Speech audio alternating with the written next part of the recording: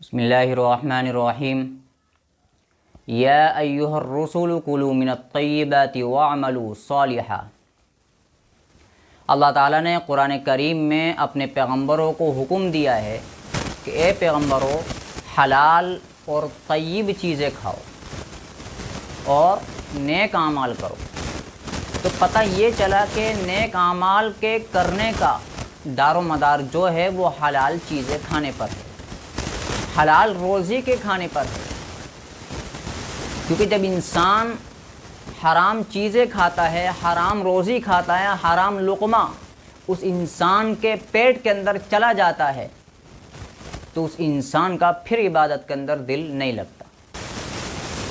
حرام کھانے کے 5 بڑے نقصانات ہیں، وہ کیا ہیں؟ نمبر 1، سب سے پہلے جو حرام کمائی کھاتا ہے، حرام کمائی کرتا ہے، ایک ہے حرام کمائی کرنا، ایک ہے حرام کمانا اور دوسرا ہے حرام کھانا۔ تو ایک انسان تو وہ ہے جو حرام کماتا نہیں ہے لیکن حرام کھاتا ہے۔ حرام کس طریقے سے کھاتا ہے؟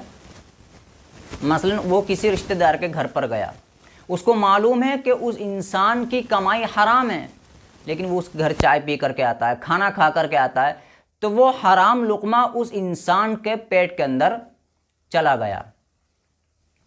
وہ حرام کے معاملے میں حلال اور حرام کے معاملے میں زیادہ الرٹ نہیں ہے، زیادہ ساودھان نہیں ہے، وہ حرام اور حلال کی پرواہ نہیں کرتا۔ اور دوسرا وہ انسان ہے جو حرام کماتا بھی ہے اور حرام کھاتا بھی ہے۔ وہ جو پہلے انسان ہے جو حرام کماتا نہیں لیکن حرام کھاتا ہے، تو وہ انسان بھی ان 5 چیزوں میں داخل ہے۔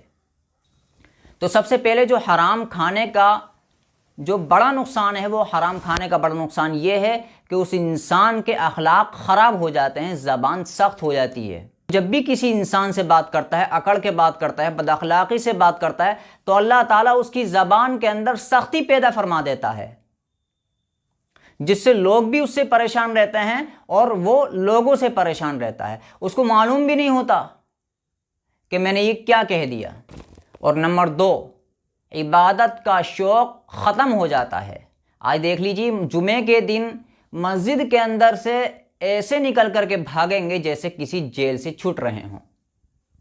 عبادت کے اندر دل نہیں لگتا، نمازوں میں دل نہیں لگتا، مسجد میں دل نہیں لگتا، قرآن کریم کی عبادت، قرآن کریم کی تلاوت میں دل نہیں لگے گا، تسبیحات میں دل نہیں لگے گا۔ نمبر 3، دعائیں قبول نہیں ہوتی۔ جو انسان حرام کھاتا ہے اس انسان کی دعائیں قبول نہیں ہوتی، چاہے وہ کعبۃ اللہ کا غلاف پکڑ کے بھی اللہ سے دعا کرے، اللہ اے اللہ یا رب یا رب یا رب دعا کرتا رہے، لیکن اس کی دعائیں قبول نہیں ہوتی۔ فرشتے کہتے ہیں تیرا کھانا حرام ہے، تیرا توشہ حرام ہے، تیرا لباس حرام ہے، تیرا سفر حرام ہے، تیرا پیسہ حرام ہے۔ تو انسان کتنی ہی دعائیں کرتا رہے لیکن اس انسان کی دعائیں قبول نہیں ہوتی۔ نمبر 4، جو حرام کھانے کا چوتھے نمبر پر نقصان ہے، وہ چوتھے نمبر پہ حرام کھانے کا نقصان یہ ہے، اس انسان کا دعاؤں میں دل نہیں رہے گا، اللہ سے مانگنے کی اس کو فرصت نہیں ملے گی۔ اگر اس انسان کے اوپر کوئی پریشانی آ جائے، بیماری آ جائے، کوئی مقدمہ آ جائے، تو وہ انسان بجائے اللہ کے سامنے رونے کے لوگوں کے سامنے روتا پھرے گا، ہے مجھے یہ ہو گیا، ارے مجھے یہ ہو گیا، لوگوں کے سامنے روتا پھرے گا، لوگوں کے سامنے اپنے پریشانیاں بتلاتا پھرے گا، لیکن دعا مانگنے کی اس کو فرصت نہیں مل سکتی، دعاؤں میں اس کا دل نہیں لگ سکتا، اللہ کے سامنے وہ نہیں رو سکتا۔ نمبر 5، اس انسان کا زندگی میں سکون نہیں رہتا، زندگی سے سکون ختم ہو جاتا ہے۔ کبھی کوئی ٹینشن، کبھی کوئی ٹینشن، کبھی کوئی پریشانی، کبھی کوئی مصیبت، یہ سب اس کی زندگی میں چلتا رہتا ہے۔ اور آخرت کا جو سب سے بڑا نقصان ہے وہ یہ ہے کہ اس انسان کی بخشش نہیں ہو سکتی، وہ جہنم کے اندر جائے گا۔ اس لیے اللہ تعالیٰ ہم سب کو حرام کمانے اور حرام کھانے سے بچنے کی توفیق عطا فرمائے۔ اس کلپ کو آگے شیئر کریں۔